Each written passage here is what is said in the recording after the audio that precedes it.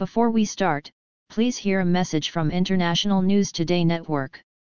Starting today, for every subscriber, International News Today Network will plant one tree to save our planet. Please help contribute in saving our planet by subscribing to our channel. One subscriber equals one tree. Thanks. Mr. Lavrov, hello.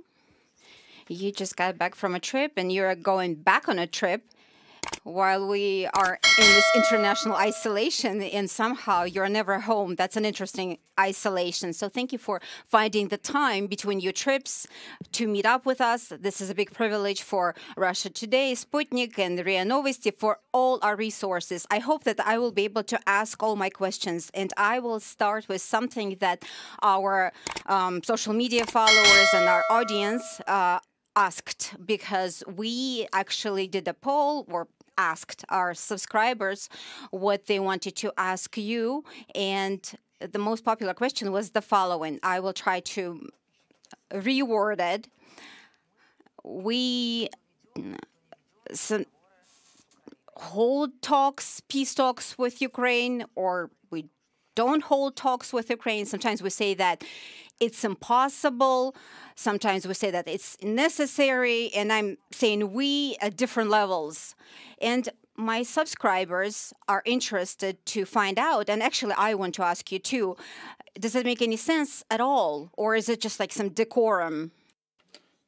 Under current conditions, it doesn't make any sense. Yesterday, the president, after talks with the leaders of Iran and Turkey during the press conference late in the night, after all the meetings were over, he spoke about that, and he reminded once again that when in the very beginning of the military special operation, Ukrainian leadership asked to launch negotiations, we didn't refuse. We were honest and open to this process, and first rounds of talks that took place in Belarus, they showed that Ukrainian party had no desire to discuss anything in earnest. And then we handed them over our estimates and said, if you want to work seriously, then give us something on paper so that we could understand about which agreements you want to speak. And they gave us a paper that we supported. And yesterday, President reminded about that. We were ready to take their principles as the basis and to sign a document that was drafted based on their vision of the situation. And in April, we had this document, and that was the end of it. We never heard from them anything else. We hear from Schultz, and Boris Johnson used to speak about that. He doesn't speak about that anymore. And Ms. von der Leyen and Borrell, the chief diplomat, that Ukraine should be victorious on the battlefield, that Ukraine should not participate in the negotiations because their position at the front line is weak. And first, Ukraine should fix that, change that. They should dominate over the Russian armed forces, over Donetsk and Lugansk militias.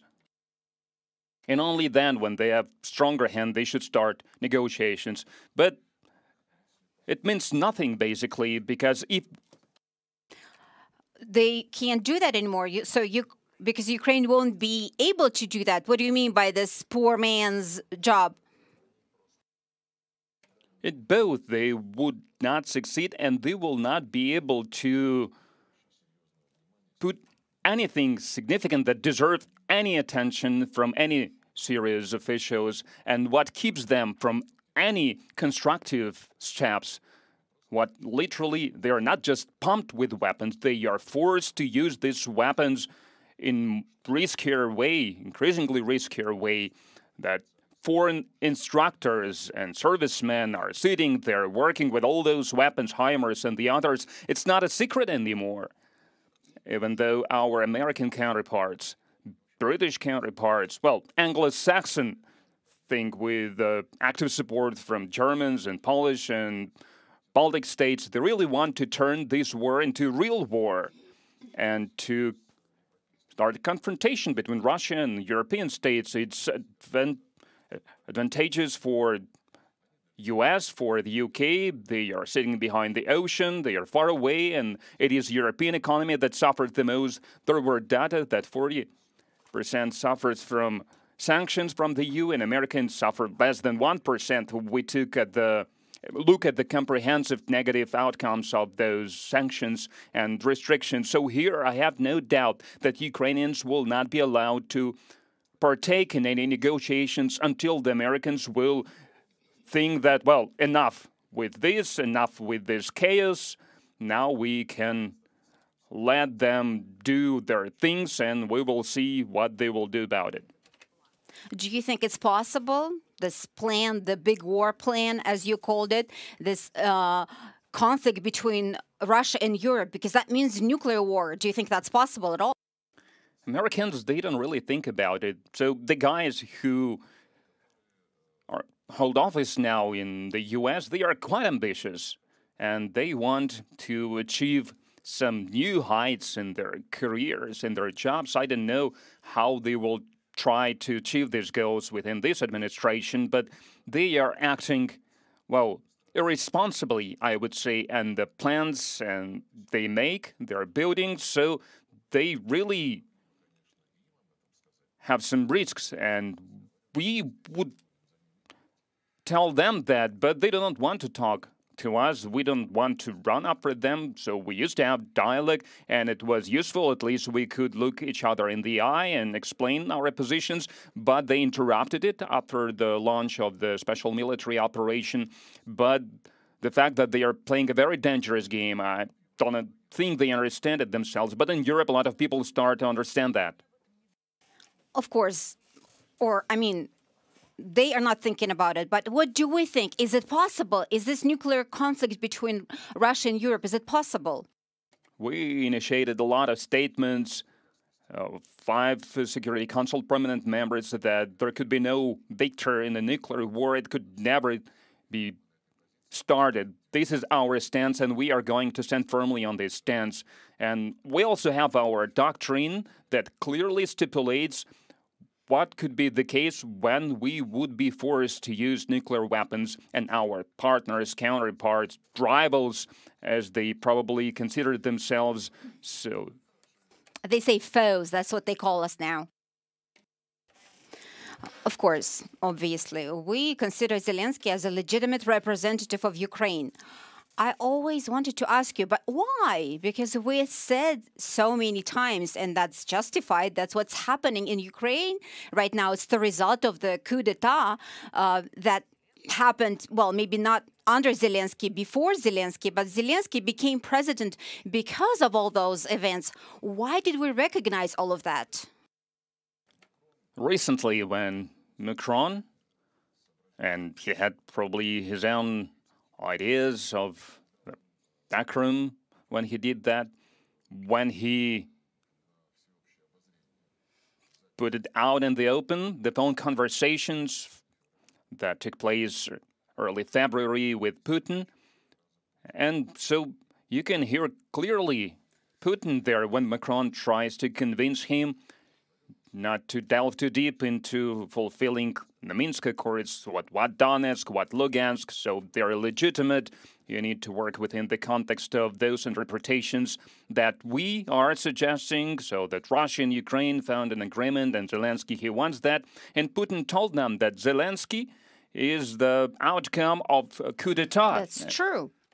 And this regime didn't go anywhere.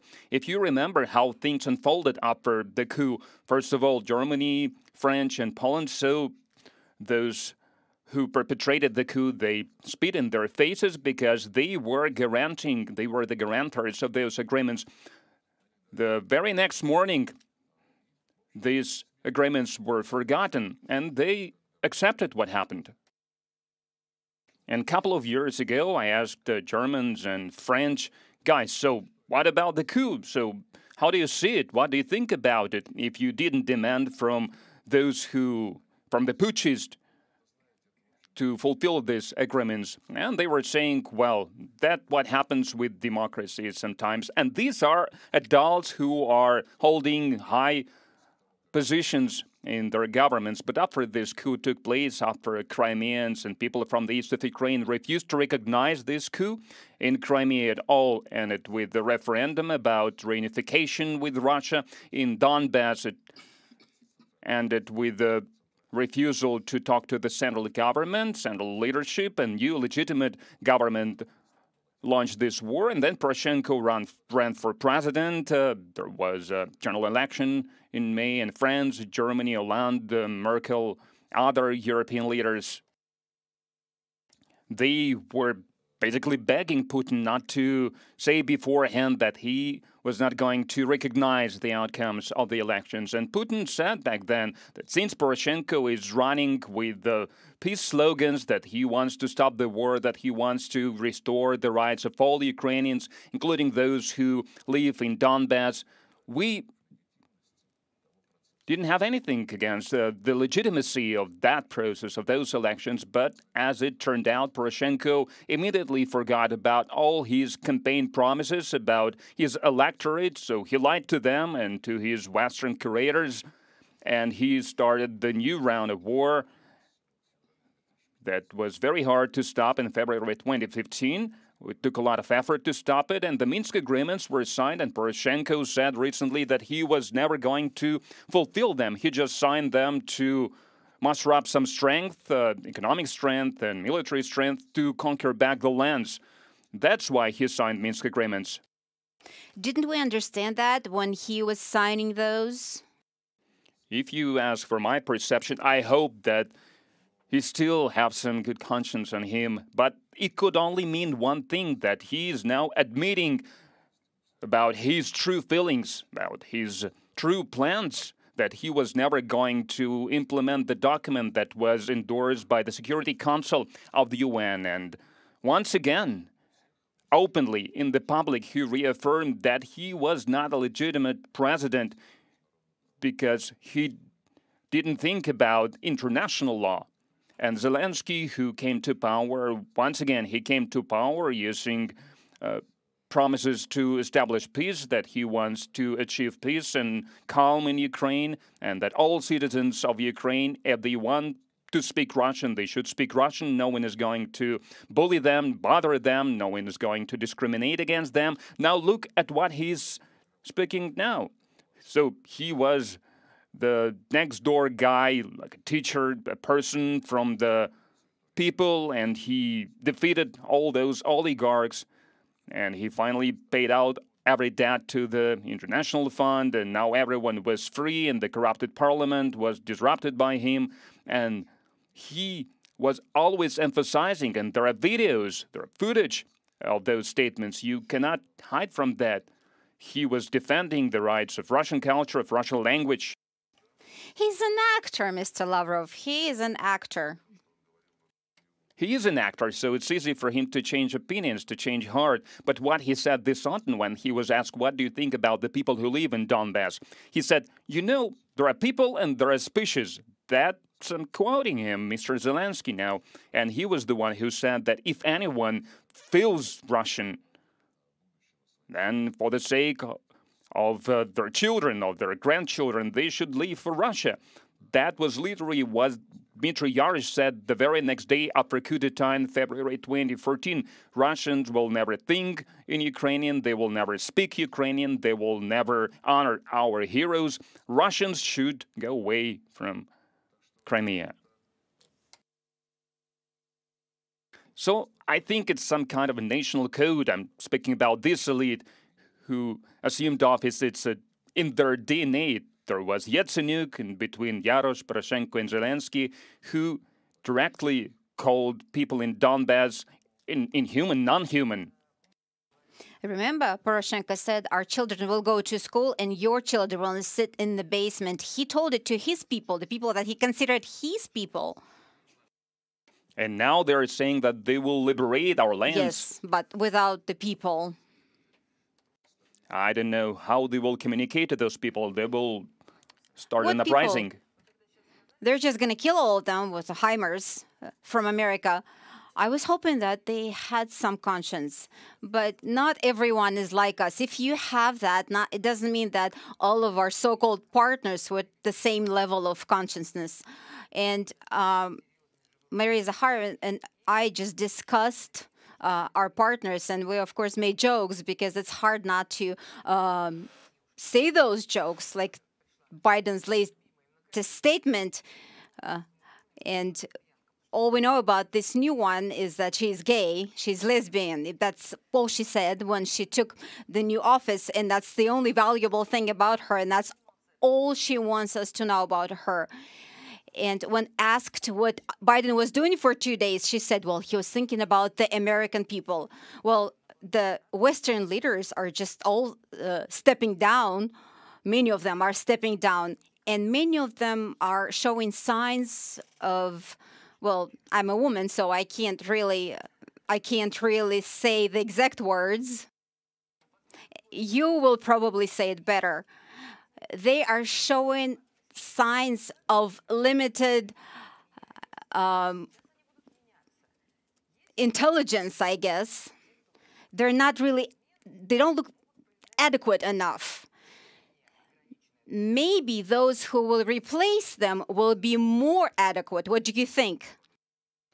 We can describe it differently. We can say that the political class that is growing now in the West, they are with restricted adequacy. So they are adequate in their own eyes, but they are restricted from the point of view of political experience, from their field of vision, from their knowledge.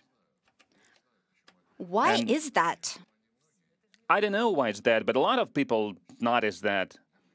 Everybody sees that. That's impossible not to notice.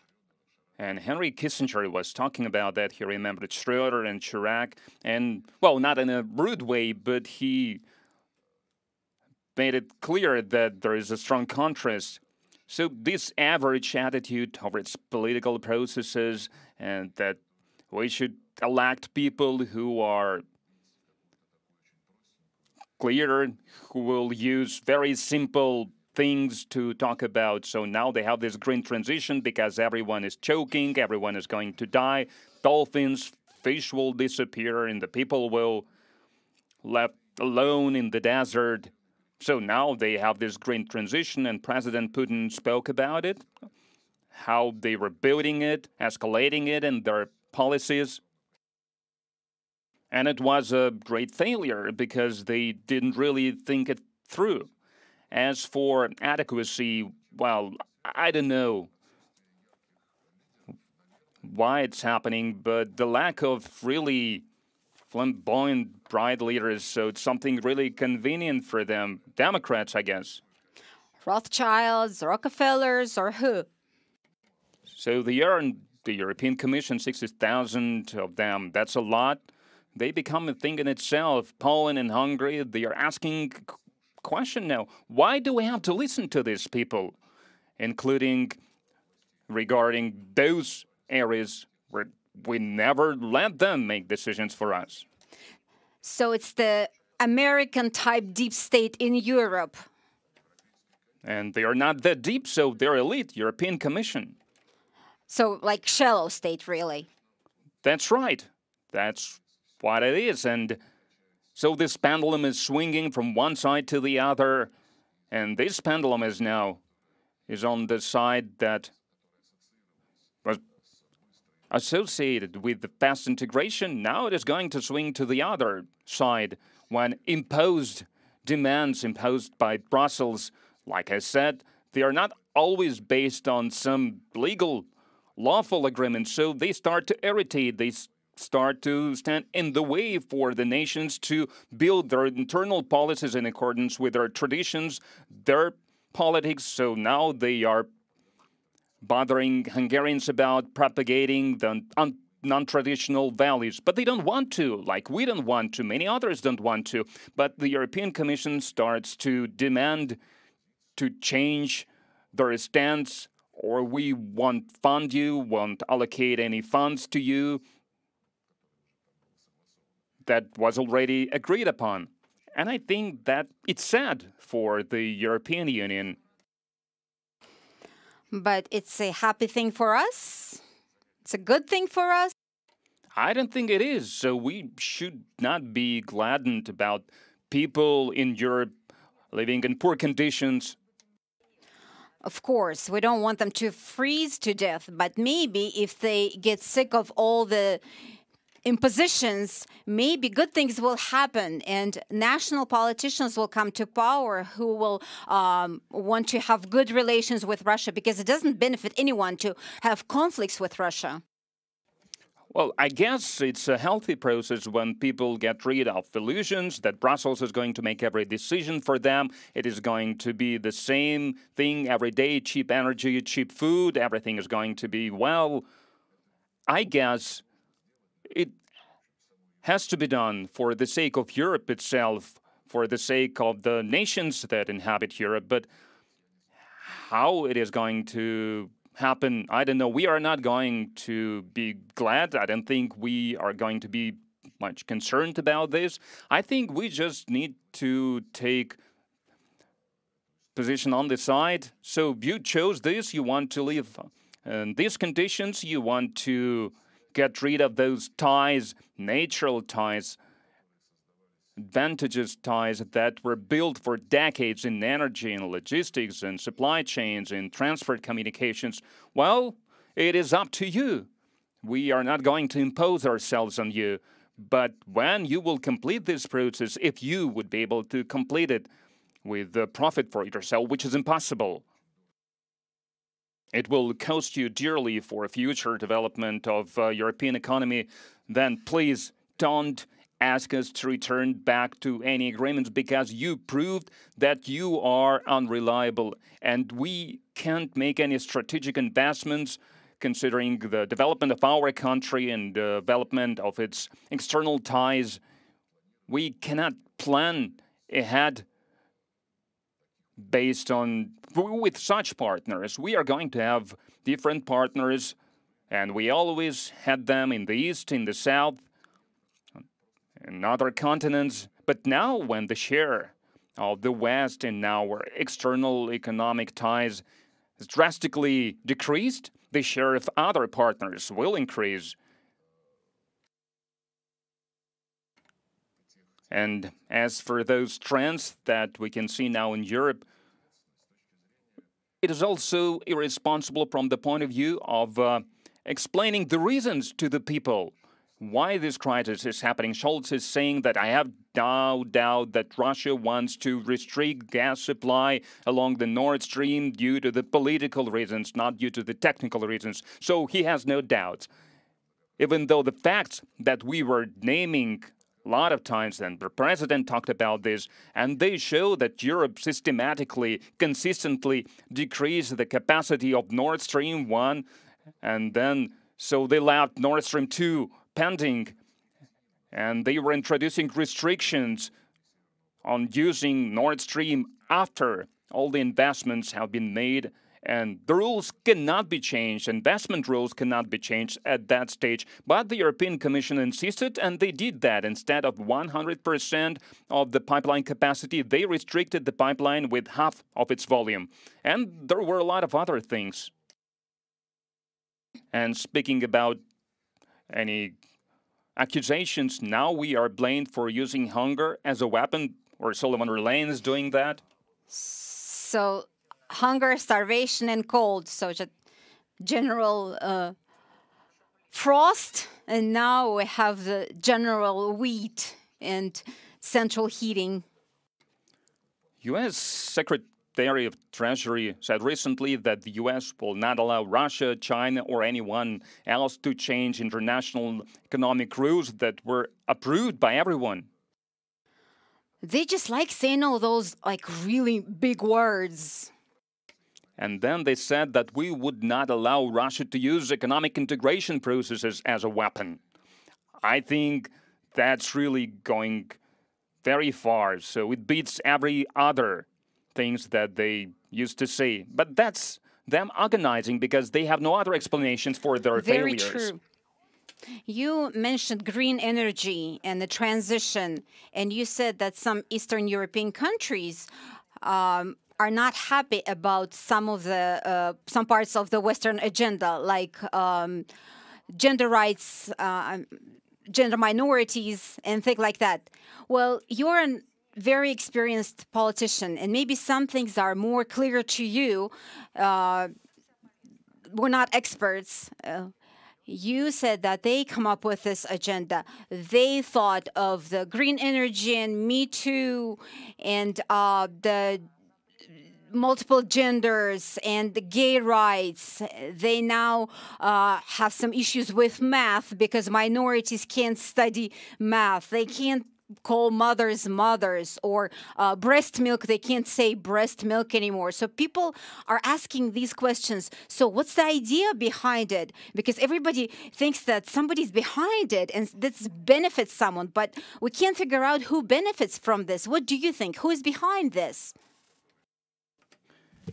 If we speak about what's accessible to us, we can't get in their shoes and understand why they're doing this. It's impossible to understand why, if a person has any tendencies, why shouldn't he or she be left alone with that and let them do that on their own? Why should it become a banner, a slogan of any movement? Why President's press secretary, newly appointed press secretary, says, I'm black and I'm lesbian, period. That's it. The only thing, and I'm not the one who came up with that because I'm reading a lot and I'm also interested in how the Western ideas, philosophies are evolving. So, and some people say that that golden billion or whatever they have in this golden billion who are making all these decisions, they want to make the population of the earth less because we would not have enough for everyone, as our famous humorist Zhevanetsky used to say. And he also used to say that there should be fewer of us. But he was saying that in the Soviet Union times when we had shortage of food, of some commodities, so he was making jokes about that. But one of the explanations that I, read in some Western sources, that's exactly it. It makes sense. Well, sorry, it doesn't really make sense because they are actually making sure that it's this way. It's Africa and Nigeria, they're growing, but that golden billion is actually shrinking.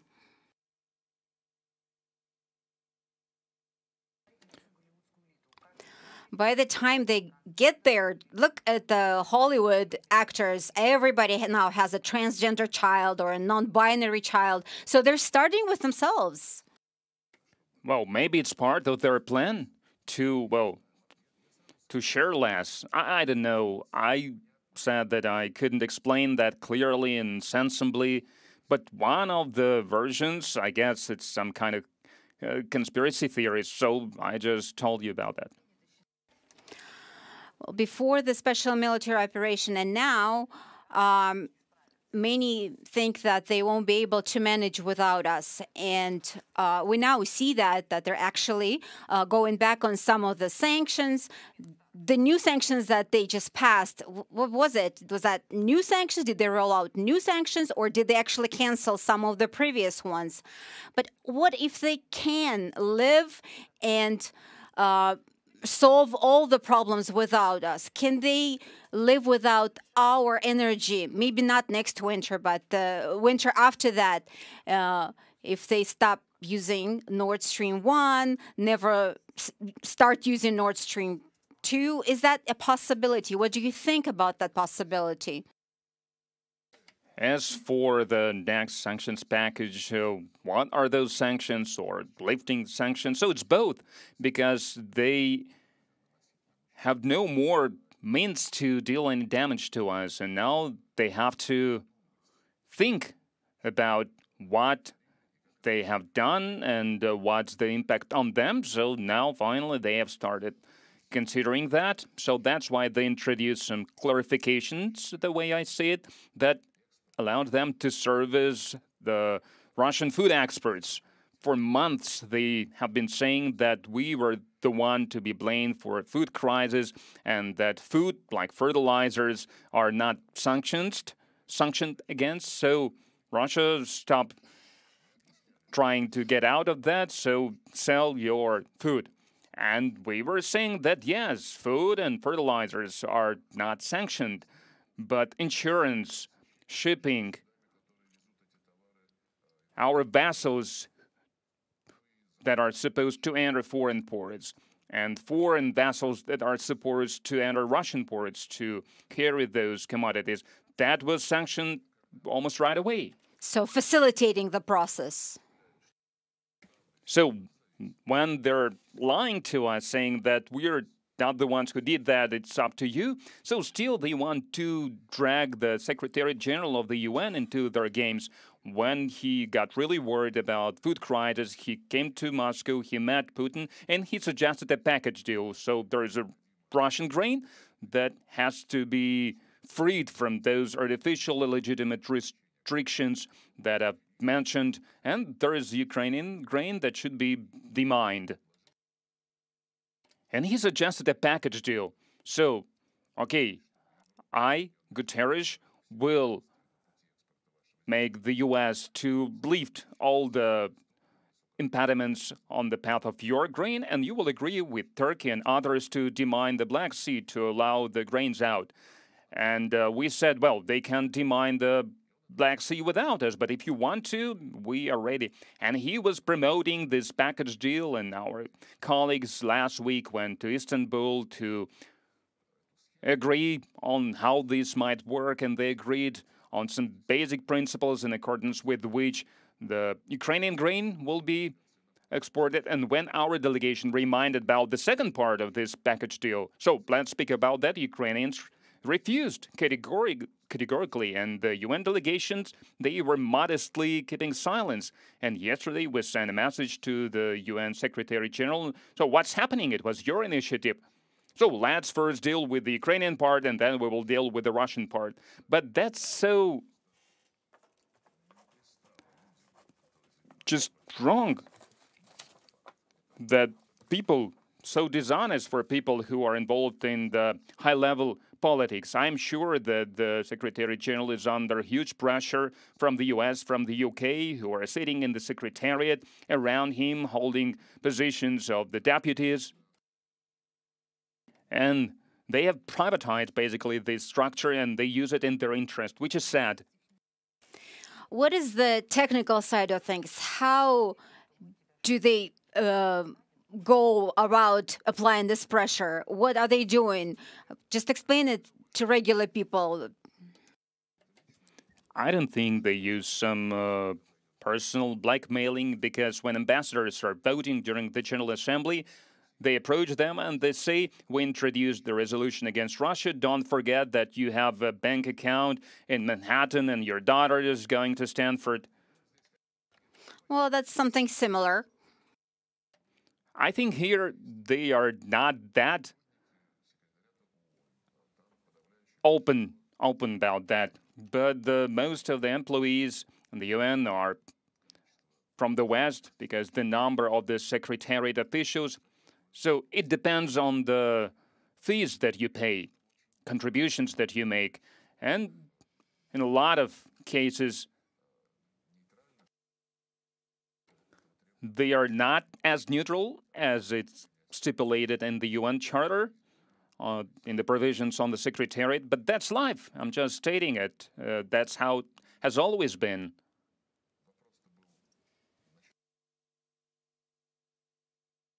How they apply pressure. Yeah, well, the first question, how do they apply pressure? About Nord Stream, what if they are able to say no to all of that, just hypothetically speaking? I think they are now torn between this desire to not to show in any way that they made a mistake, and the ruling elites, they will do it with every way they can because they have no other way, basically. And the opposition, and in Austria, so they're raising their voices now. There is the Austrian Freedom Party that is not really welcome in Brussels, but it exists. And in other countries, there is opposing voices that are asking, why are we doing that? Why can't we find a compromise? And many people have this question, because there is no perception in the developing countries that, well, yes, Russia crossed some red line. because they remember what Americans did in Iraq, what they did in Afghanistan, what they did in Libya, in Syria, in Yugoslavia in 1999. With no warnings, with no saying that American interests are harmed, let's do something about it. No 8 years of attempts to find a peaceful solution. Tens of thousands of kilometers from the American shores, they were bombing these countries, leveling, razing to the ground all these cities. And no one in Europe even said how bad it is. Without having to protect Americans living in those territories. And that's right. And in our case, it's different. It's an actual threat, not some made-up threat to spread your imperialistic tentacles over the ocean. And we've been saying that for years. Don't turn Ukraine into anti-Russia. Don't put NATO into there to create direct military threat to our security. And so coming back to this question about Europe, if all of a sudden, I don't think that it's in their interest to stop all ties with us, to cut off all the ties with us, and to use liquefied natural gas that Americans are trying to sell them. Make them take it. I was thinking about the worst word, but okay, let's call it that. So, some serious experts, researchers, are saying that economic welfare of Germany was tied to accessible, cheap Russian energy. And if they will change it to LNG, well, yes, it's a more flexible commodity because, well, pipeline is laid where it's laid, so you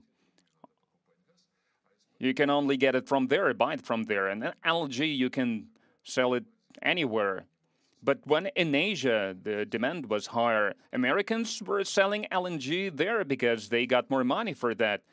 So it doesn't only have to do with higher prices, but also about shortage that could emerge at any time. And if they do that, then we would have no problem. The president said that due to what they do with the Nord Stream 2, we are ready to launch it, so there is pressure in the pipeline, but 50% of the capacity of the volume of the pipeline that were planned, so we now use them for internal consumption, for heating, for chemical industry, and for other industrial goals. We are going to reorient this with no significant problems for ourselves. We have buyers, we have demand, and inside the country we also want to develop chemical industry and gasify. And thousands of towns and villages that don't have gas. So it will be up to them, it will be their choice. And we should not, and no one is trying, thank God, to build any schemes that are based on the possible or probable or any desire to go back to the situation that we had half a year ago when all those supply chains could be rebuilt again. No, these chains, the way I see it, they should be stopped and we should build new ones that would be reliable. That's what we are doing now, this corridor north-south from St. Petersburg to the Indian Ocean, from India to Vladivostok. There are a number of projects that are now being implemented. If at some point Europe all of a sudden says, okay, guys, so we got carried away, we are interested in some economic trade relations, let's restore these ties. I think if that's the case, then we should not push them away. We should just see at how profitable it would be for us. Of course, they already ditched us once. They will ditch us again. We still have time. You talked about diversification of our partnerships. We spoke about China and India, and now you're flying south to Africa. What are you going to do there? If you can share that, maybe in a few words, but say in a nutshell what you're going to do and what you expect from that visit. We have good relations with Africa since Soviet times.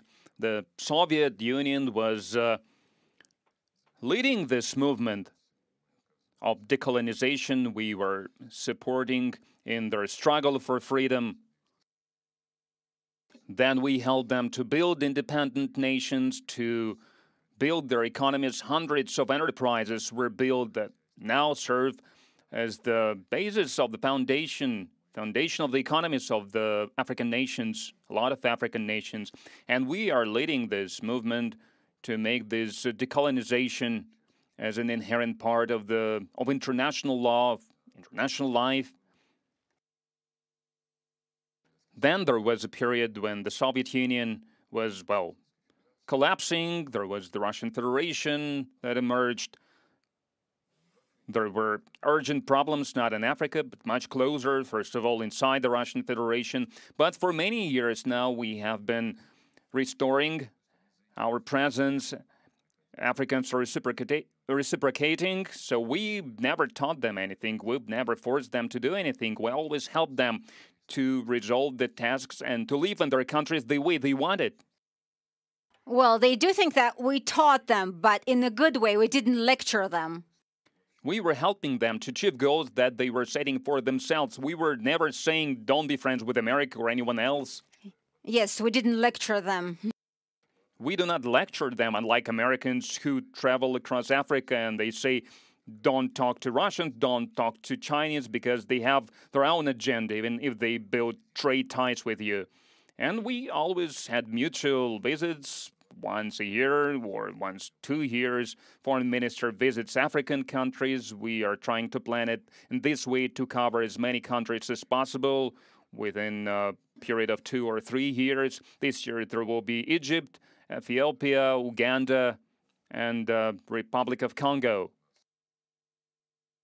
In all these countries, we have good traditions, we have good economic relations. Egypt is our partner number one in Africa. It's about $5 billion, the trade turnover. We are building the first nuclear power plant, and we're creating Russian industrial zones at the Suez Channel.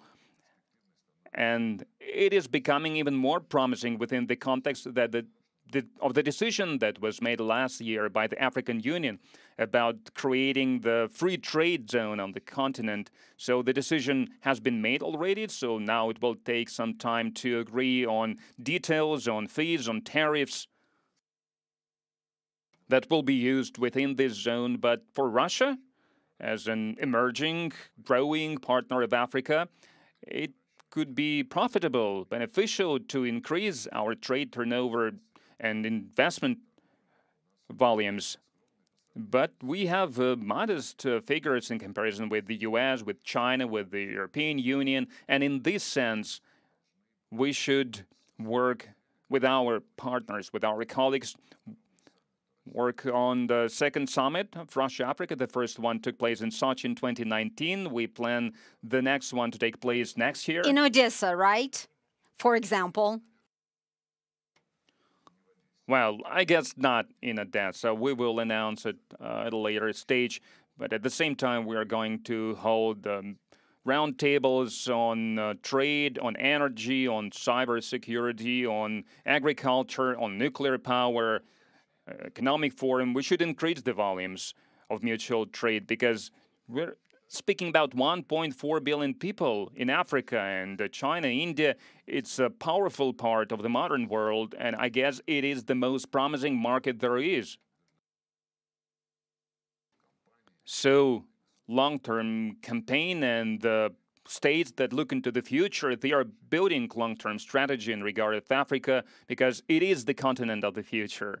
And once again, we have great political foundation of our relations, and we have a good understanding because thousands of Africans were going to our colleges. They go to our colleges now, then they assume offices in their governments. So we need to use this human capital, political capital. We should turn it into economy. What can you say about our relations with, well, with our former or exes? I guess exes are rarely friends, but do we have any true friends among our exes, including Belarus? What's happening in our relations with Kazakhstan, because we receive different signals from there? Do you feel like in some things, and even the fact that I have to ask this question, do you think that it means that some of that is our fault? We just sort of ignore them and let them drift away towards Europe, America, or maybe even Turkey? There was a period after the Soviet Union had collapsed when we had those agreements from Belaruskaya Pusha, those states that were not invited there, so they were really hurt by this decision, and I can understand them.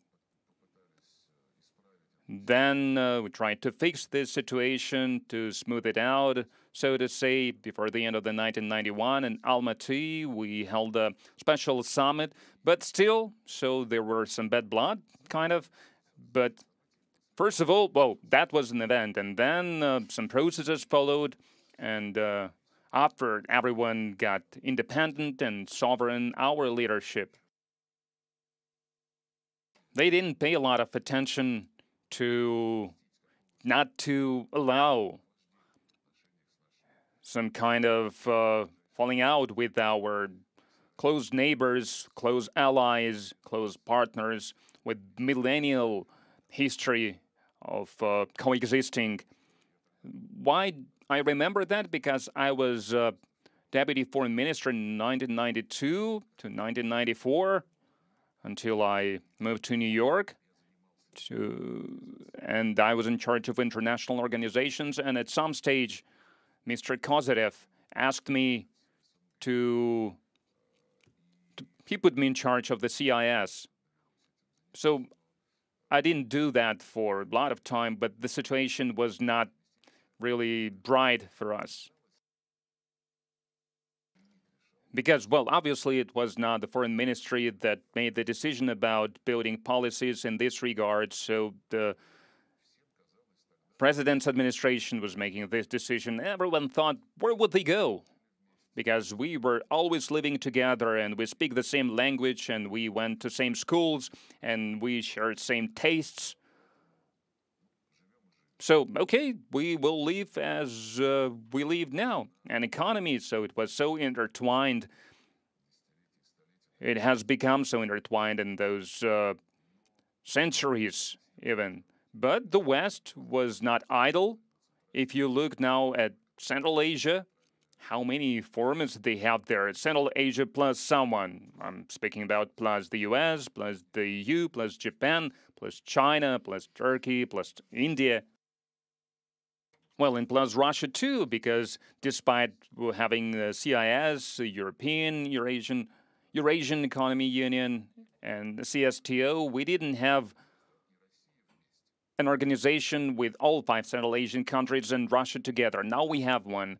And I'm not only talking about the foreign policy agencies, I'm talking about economic agencies, and water reserves, energy policies, everything was done from one centralized point. And now our Western partners, as we call them sometimes, the EU and the US, they want to enter all those areas. They suggest their own programs to change those systems, to adapt those systems to those external actors, all those processes that are now being built in energy and water usage that still use a lot of the Soviet legacy facilities and infrastructure. And we are suggesting our partners, and it's only natural, but the West is trying to interfere with this natural process, to enter it from the outside, to interfere with our relations with the axis. Andrei Voznesensky, poet, said that don't go back to your ex-lovers. That's the beginning of that poem, but it ends with that you still have no one else to go to. Vera Polaskova is a very popular poet. She's friends with all her exes, like they never betrayed her.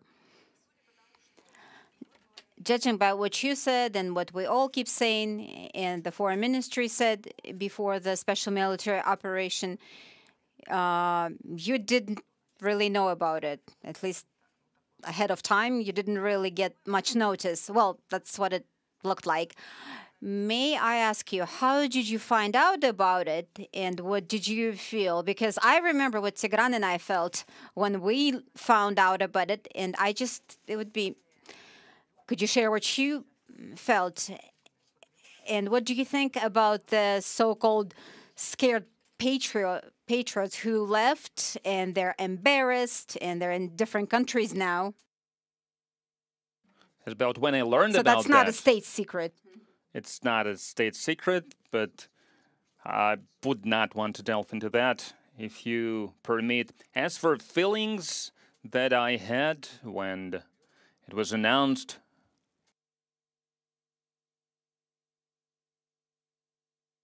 so it was something unavoidable. Well, I didn't feel happy. Well, it's hard to be happy when there is some hostilities and the citizens of your country are risking their lives to defend justice. But the feeling that it was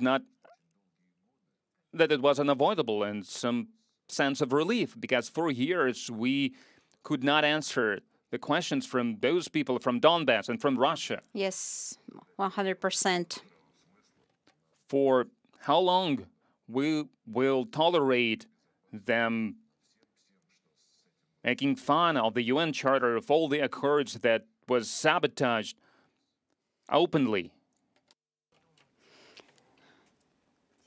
And what do you think about those who are embarrassed about their nationality, that they're Russians? So there are a lot of debates now about foreign agents. Was it right to introduce this new law that someone deems covering too much an umbrella law, and they're asking if it's right or wrong to do this law? And I'm watching a lot of television, and including with your participation, when people are debating, so okay, these people left, what we should do about them. If they return, how should we treat them? Should they be allowed in? I don't have my point of view on this. Every person is the master of their own destiny, but every person should also have conscience, and so they should live with this conscience somehow, coexist with this conscience somehow. So that's the assumption I'm coming from, but there is something I cannot accept. Some publications, well, I have to read them because that's my job. I have to read some outlets that are called foreign agents, declared foreign agents in Russia. And you can see how much they enjoy describing the problems that the Russian Federation is facing now, how they enjoy. They are just happy about all the problems. How much they're gloating on predicting the collapse of Russia. And they're saying that in high technology area, Russia will die out because Russia has no brains, has no organization, no structure. That's what they're writing about their own country. And some other people, they are exercising. When Roscosmos replied to the sanctions and they told Americans, well, okay, lads, if you don't want to work with us, we are not going to give you the engine, and we will not going to give the engine to the UK because the Roscosmos is sanctioned, well, then they should have no contact with Roscosmos. And one of those foreign agent websites wrote that Roscosmos is violating all possible obligations, so they are an unreliable partner. No one's going to deal with them anymore. So we are talking about double standards, but, well, here you are. You don't even need to look at anywhere. It's not that complicated. It's right out there in the open. So, and I believe that these people should just look inside themselves and understand themselves, and about how people will treat them, their acquaintances, their friends. Will they talk to them? If the state will work with them, that's a different matter. But the main thing, they should be with their own conscience by themselves. Your belief in the fact that everybody has a conscience, it already failed you once with Poroshenko and the Minsk agreements. Not everybody can boast conscience, but I do have it. So I was asked to stay within the time limits of this interview. So I am going to ask the final questions. So, of course, everybody in Russia is thinking about some end. We all want the special operation to end as soon as possible because we don't want our soldiers to be killed there, and civilians who are also experiencing horrors. And Ukraine thinks of them as of their citizens, but is still bombing them. We don't know when this is going to end, and I'm not going to ask you because I know that you're not going to be able to answer this question. But what do you think? Where do you think it should stop? It should end? And we're not talking about President Putin talking about demilitarization and denazification as the ultimate objectives of this operation. But geographically, where should we stop? Where would it be good for us to stop? First of all, about the timelines, I remembered one interesting, curious fact. Recently, Kuleba, foreign minister of Ukraine, said that Zelensky defined a deadline of joining the European Union, but I'm not going to tell you this deadline, said Kuleba, because a lot of people in the European Union will be frightened and they will start to put impediments. I saw that. That was really funny. That's why we don't have any deadlines either. As for the special military operation and geography of this operation, President said it clearly, and you quoted him: denazification, demilitarization, in the sense of not having any threats emanating to our security from the territory of Ukraine. And it is still our goal. And you know, when in Istanbul, the negotiators met, so they were talking about one geography, and our willingness to accept Ukrainian suggestions was based on that geography of the end of March of 2022. So Donetsk and Lugansk People's Republics, more or less. Well, more or less in this vein. Now geography is different. We're not talking all about DPR, LPR. We are talking about the Kherson region, the Zaporozhye region, a number of other territories, and this process is ongoing. And it is going on consistently, permanently. And if the West that is trying to exacerbate situation in their impotent anger, they are pumping Ukraine with their weapons, with HIMARS. Now they are getting 300-kilometer range shells. So it means that we will have to push this line away even further, because we cannot allow to have the Ukrainian-controlled territory controlled by Zelensky or by anyone who is going to replace them.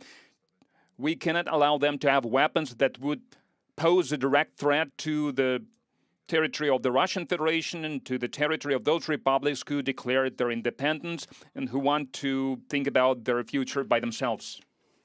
How is it possible? Okay, this is our territory. This is the republics that will join us, and they already joined us. You're a diplomat, you can't really say that, but I'm a journalist, I can say it. They already joined us. Now territories controlled by Zelensky, but there's like a line between them. So is there going to be like a buffer zone between them, or what's going to happen? There is a solution, and the military know the solution. It's a secret, right?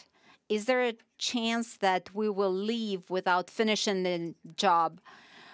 All our viewers and subscribers are concerned about that. I see no reason to put under any doubt what President announced on February 24th and what he reaffirmed just a few days ago, that the goals are still the same and they will be fulfilled. Thank you again, Mr. Lavrov. And the first thing that everybody wrote when I announced this about this interview, everybody told me that stay courageous, be patient, and they wish you all the best. Thank you very much.